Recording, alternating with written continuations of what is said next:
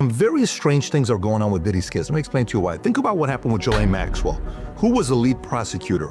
The same person that when Epstein was being held accountable was the same lead prosecutor that is now with Diddy. It's like when they're trying to get the Epstein files. One of the district attorneys was hiding documents. I think there's so many fucking powerful people that are on those lists. And how many of them went to the Diddy parties? Have you been paying attention to the trial? Wild. Between Diddy and Epstein, there's probably several thousand hours of footage here. Yeah. Yeah. It's kind of weird that the people on those videos are lecturing the rest of us about our moral failings, isn't it? Yeah, it's weird. What is that? Well, I mean, part of how they deflect attention from themselves is by, criticizing the morals of others. Yes. It's sort of like a preemptive moral strike. Those who are saying Trump is a threat to democracy are themselves actually the threat to democracy. It feels like we're getting to a place where the rest of us know too much. Like, what happens next now that we know all this? The kidnapper's shown us his face. Like, what happens? Well, I think if Trump wins, we can do some house cleaning and shed light on things. We are getting some breaking news right now. ABC News has just confirmed that Sean Diddy Combs was arrested tonight in New York City. Sources say federal agents with Homeland Security investigations took him into custody. The charges are unclear at this time. So it appears like the truth about Diddy's relationship with Jeffrey Epstein is finally out, and it's fair to say that he's done for. But how did it ever come to this point? Imagine being hip-hop royalty for decades, swimming in fame, fashion, and fortune, and then, out of nowhere, the entire empire starts crumbling like a bad wig in humidity. That's precisely what's happening to Sean Diddy Combs.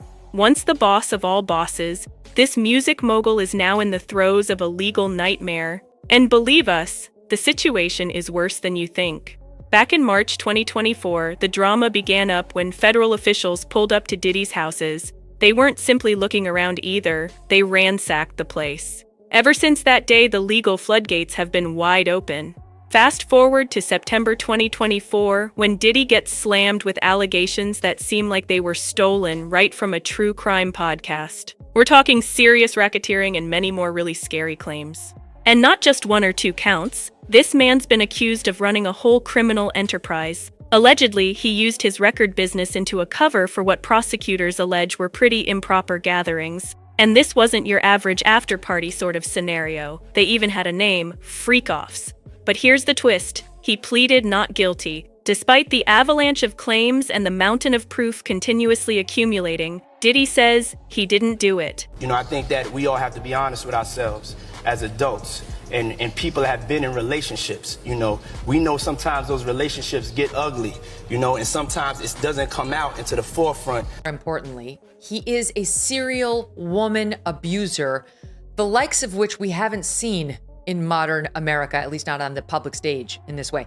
He is a repeated serial abuser. He beat those women to a pulp and didn't even deny it. He didn't deny it. They admitted expressly domestic abuse over and over and over again, something the judge used against them when they pled for bail. Yet there he is, languishing in prison with no bail, while the court case unfolds in Manhattan like a soap drama with better suits. Now, this next part's wild. Prosecutors have lined up at least 5 federal charges against him.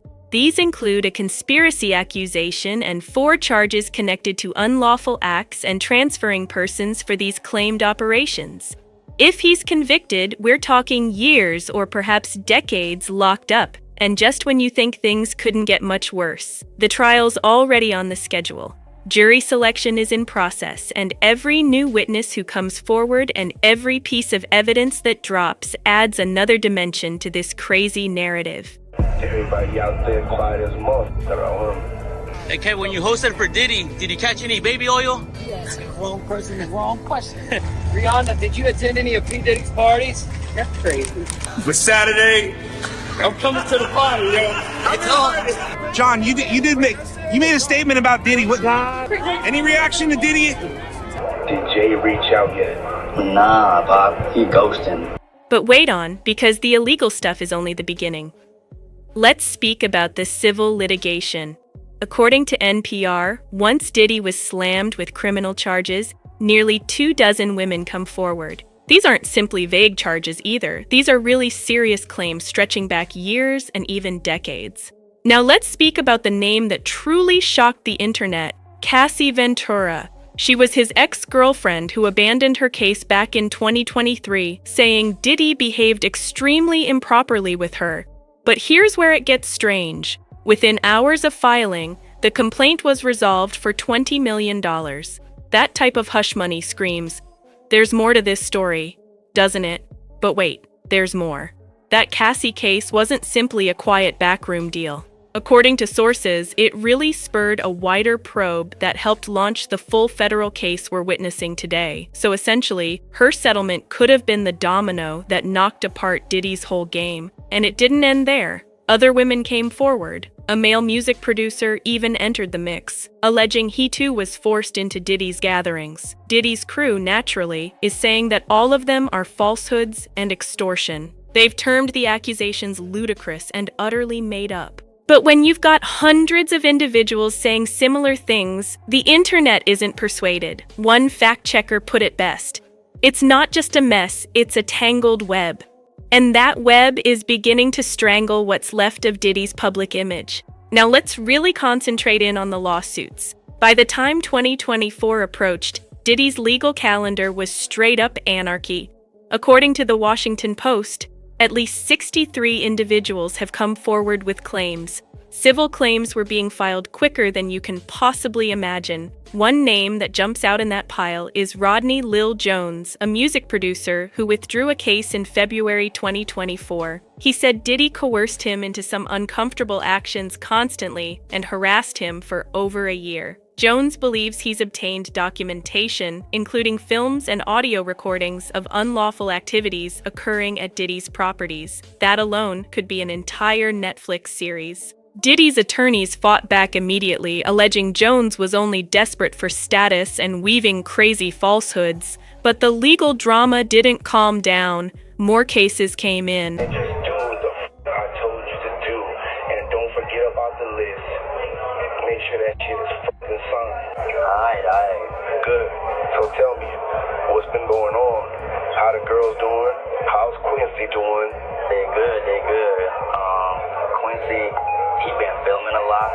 Hey, yo, don't tell me that he's out here filming for that vlog show, what the fuck is called? Yeah, I guess so. He do got us in it too. Yo, y'all motherfuckers stupid? Y'all understand the definition of lay low? This nigga got a fucking TV show while I'm dealing with this shit. Y'all need to just stay out the fucking press. No cameras, no nothing.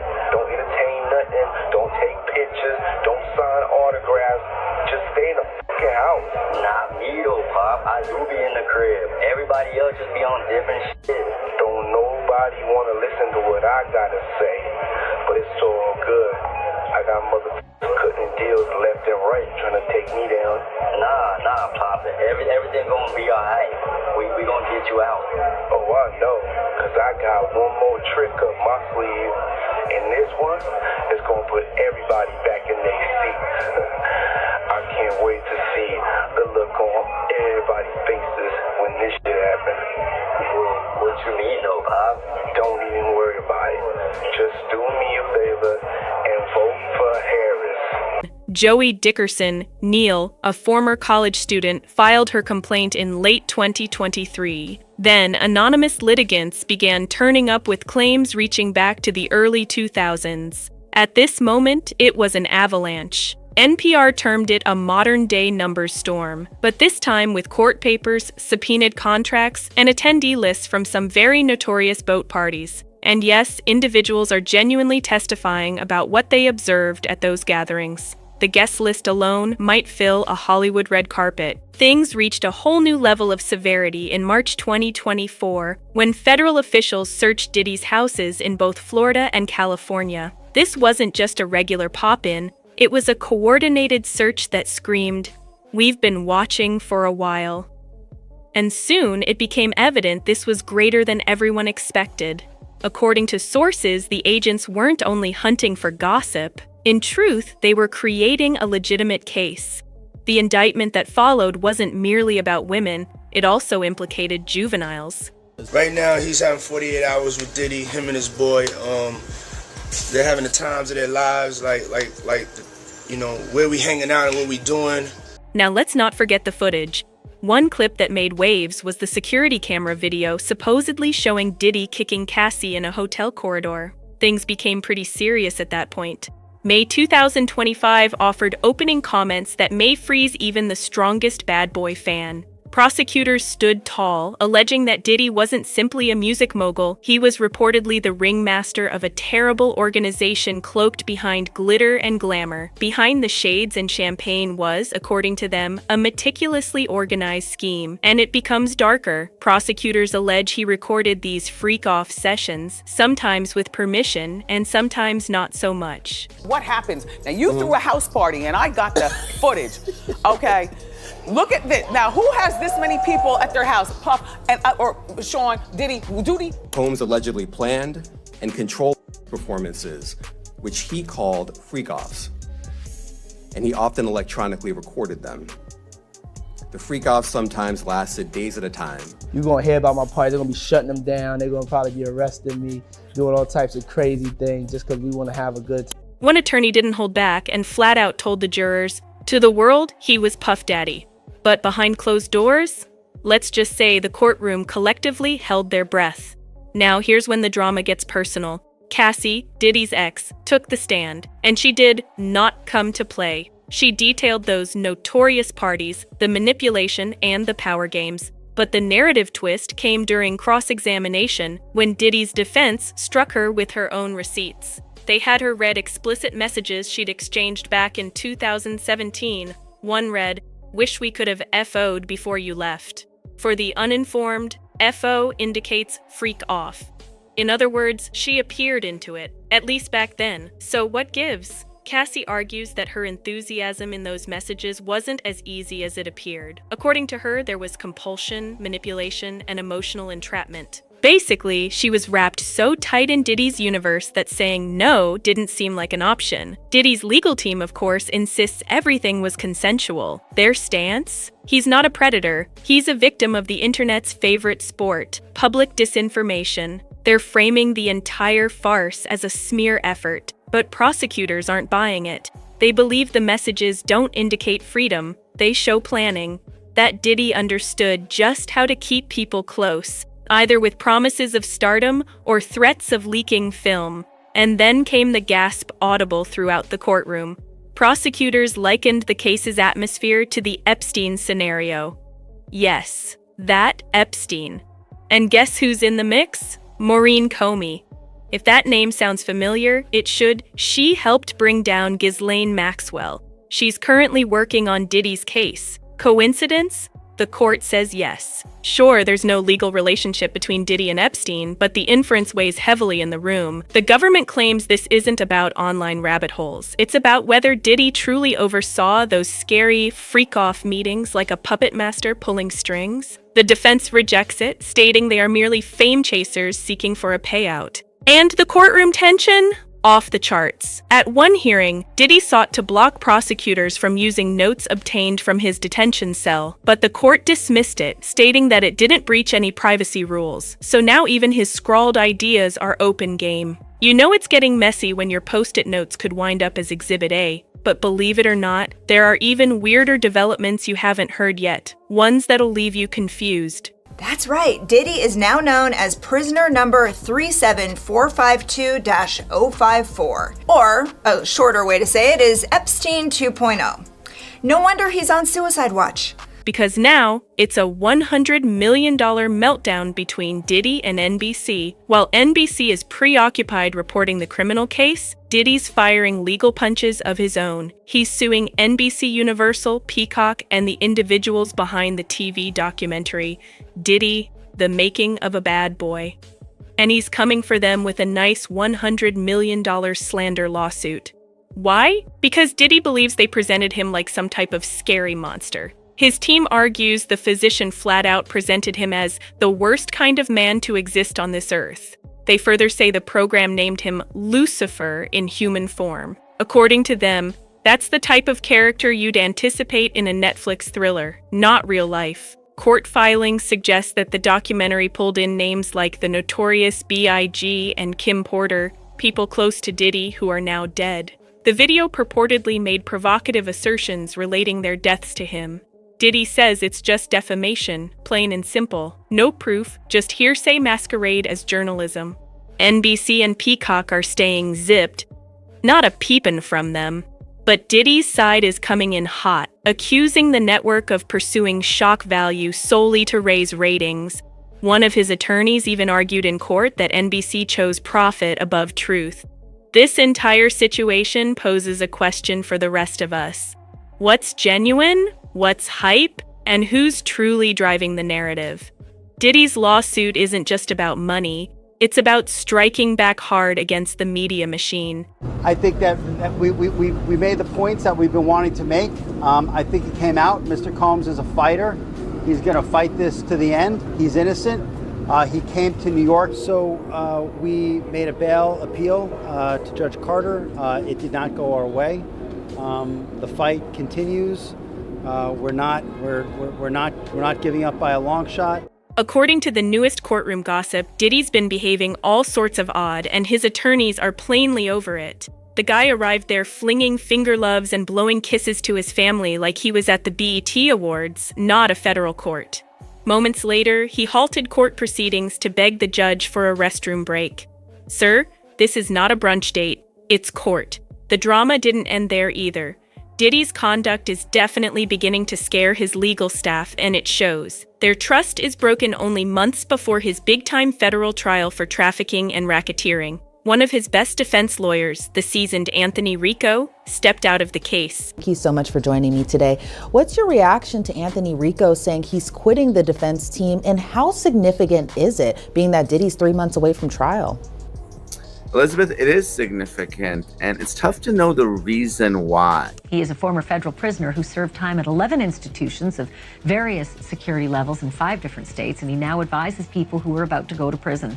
Same information? Are they saying it was possible? Hey, real quickly, all that commissary stuff, he's not getting any of that because people in the SHU have an abbreviated list. I got my MTV out. Savage! I'm a savage! Oh! I'm a savage! Whatever I want, I'm going to get! Whatever I want, I have to get!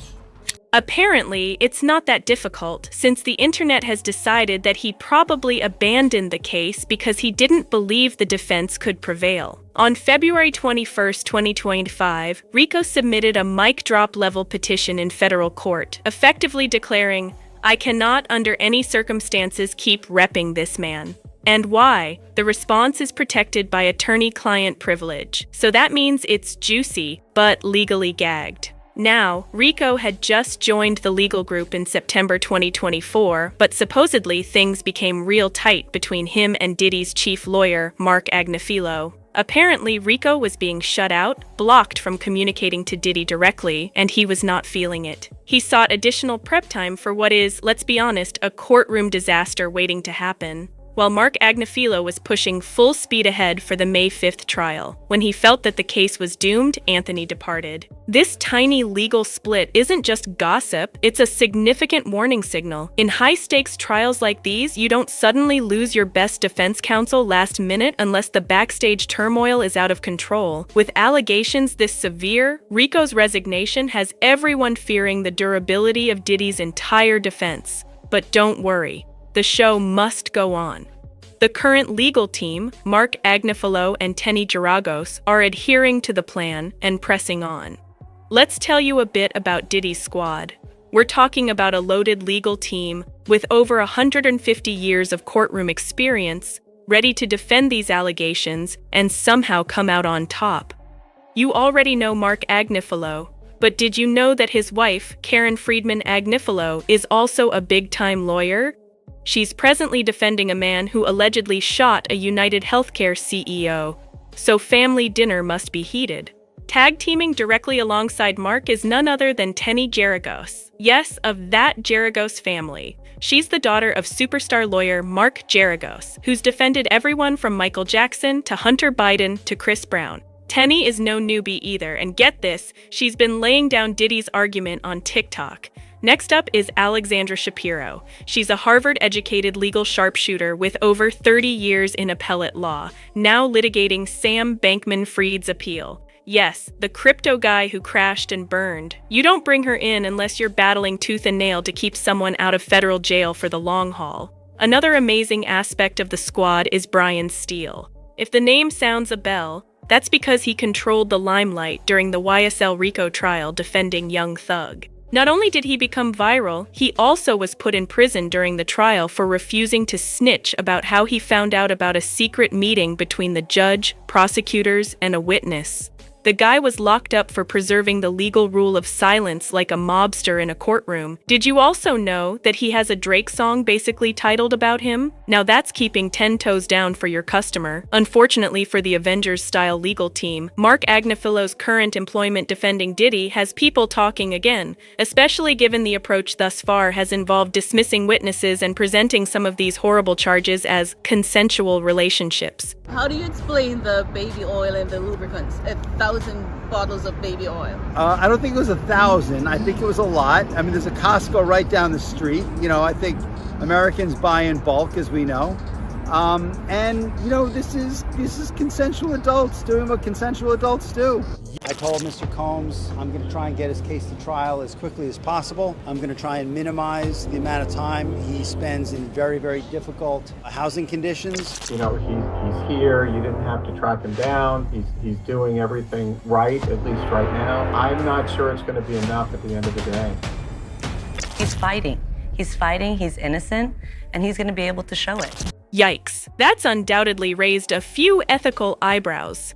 Add to it his new law company, which features Tenny Geragos, another legal baddie infamous for defending clients accused of sexual assault.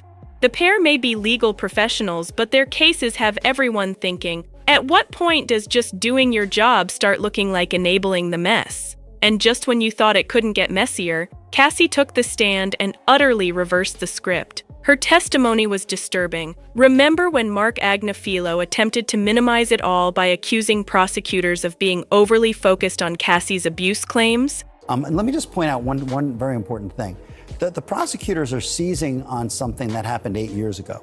You know, this video that we've all seen, and it's a bad video for Mr. Combs, and he said so himself when he gave his apology. Yeah, well, it could have backfired, because her narrative might wind up being the key that puts Diddy in jail for a long time. Day 2 of Cassie's cross-examination certainly raised the heat, and not in a good way for Diddy. The prosecution brought in not 1, but 2 hard disks labeled GX8 into the courtroom to aid their case. He made it have to fight any longer. Cassie calmly informed the court they were full with texts and photographs from her phone. And it was only the beginning of the emotional roller coaster. In one of the text chats, you can see that Cassie was having major qualms about engaging in freak-offs with Diddy. She stated, "In order for me to be more open with the things we do in bed, I need to feel safe, like home. Like this is my husband, and this is the only man that will ever have this aggressive sexual side of me." She continued, "The last time was a mistake. It made me feel a bit grubby and nasty as opposed to spontaneous." A lot of folks online are still stuck on the same question. Why didn't Cassie simply leave if things was so bad? But if you've truly been paying attention to those text conversations, it's obvious as day she was genuinely in love and attempting to navigate the crazy the best way she knew how. She was actively attempting to persuade Diddy out of those crazy freak-offs and softly pushing for something genuine. And let's not blow over the fact that she called him her husband. That's not just casual pillow talk. That shows you Diddy was deceiving her into believing their relationship was deeper, more serious, and normal. Now, let's speak about the controversial hotel footage from 2016 that was aired in court again. He grabs her by the back of her neck and he throws her to the floor, still holding his towel closed with the other hand as he turns to kick her. Seconds after that, where you see him grabbing her bags here in the hallway, he's seen here sitting down in a chair, grabbing an object off the table, we believe it's a vase, and throwing it at her. Cassie even complained about the flower vase he tossed at her. She replied, "I just remember it coming towards me. I remember it striking a wall." To her, it seemed like he was preparing to harm her terribly. All of this occurred because she refused to engage in a freak-off and wanted to attend a gala. Apparently, her companion observed the incident and promptly phoned the police. But Cassie wasn't ready to break away yet, so she didn't give the police the identity of her abuser when they arrived to collect her statement, which led to the case being closed. Then came Diddy's manipulative text. The one revealed in court screamed emotional blackmail. Diddy wrote, "You're going to abandon me all alone. Call me immediately. I has 6 kids. Please call me. I'm being arrested." Whew! The guilt tripping was Olympic level. But one of the worst things Diddy did was act like the abuse claims were just crazy rumors. Until, surprise, surprise, the 2016 hotel video landed like a truth bomb. Suddenly, Diddy was out here performing damage control with a manufactured apology video, acknowledging his actions were unforgivable. But I make no excuses. My behavior on that video is inexcusable. I take full responsibility for my actions in that video. I'm disgusted. I was disgusted then when I did it. I'm disgusted now. New details this morning in the sex trafficking case against Sean Diddy Combs. Prosecutors now claiming that from behind bars, Combs has been trying to reach out to victims and possible witnesses. And ABC's Phil Lipoff is here now with this story. Good morning, Phil. Good morning, Gio. Diddy's lawyers trying for a third time to get him out on bail, but this time, the prosecution telling the judge about attempts they say the rap mogul made from behind bars to influence everyone from potential jury to alleged victims.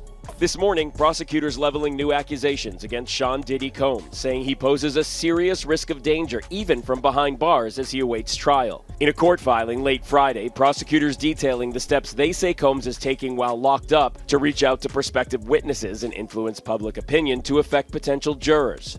The accusations within the prosecution's motion to deny bail are very serious and will be considered very heavily by the judge, because the judge is going to want to ensure that he is not influencing witnesses and or contacting anyone to influence a trial in any way. Combs has pleaded not guilty to charges of racketeering, transportation to engage in prostitution, and sex trafficking. He denies any wrongdoing. The government now asking a judge not to grant Combs' third request for bail, in which the music mogul offers a $50 million bail package citing new evidence and changed circumstances. Prosecutors pointing to recorded phone calls from jail. They say Combs asked family members to reach out to potential victims and witnesses, urging them to create narratives to influence a jury pool.